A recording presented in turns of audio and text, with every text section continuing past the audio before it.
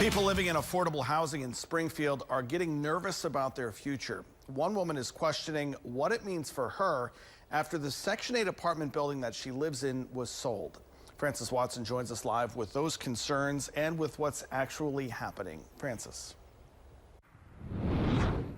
Yeah, Rob, renovations and upgrades at the Housing Authority properties began about 10 years ago, and the latest project was right here at Stillwell Towers. And as the progress of the project progresses, of course, people have questioned the future of Section 8 housing. Turns out that's because they don't know exactly what is happening. Don't know if it's going to remain HUD, what? Because they've told us nothing. Kathy Myers lives in Heritage Towers in Springfield and says she recently learned that ownership of the high-rise apartment building has changed hands. He says, I'm a local real estate agent. I wanted to see if I could talk to the new owners, to see if I could help them rent apartments.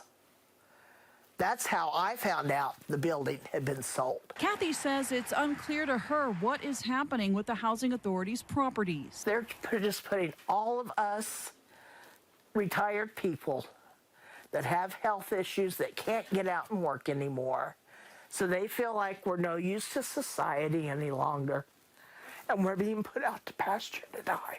I don't think that this is an effort at all to do away with public housing. Nearly a decade ago, housing complexes owned by the Springfield Housing Authority were sold to private companies, beginning a partnership that brings renovations and improvements. Springfield Housing Authority Executive Director Katie Anderson says the program is managed by an outside company, but will eventually be back in the Housing Authority's control. We are intimately involved at every step of this project, from conception through construction through the management phase. They should see pretty much a continuation of the same type of assistance. For Kathy, the not knowing was the worst part about the renovation plans. I would like there to be better communication.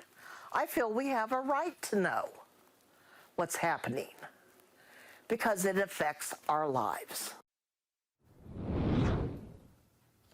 Renovations on this building are expected to be completed sometime next year. As far as the other renovations at the other properties, the Housing Authority has not released a timeline on those projects just yet. Reporting live in Springfield, I'm Francis Watson. Rob, back to you.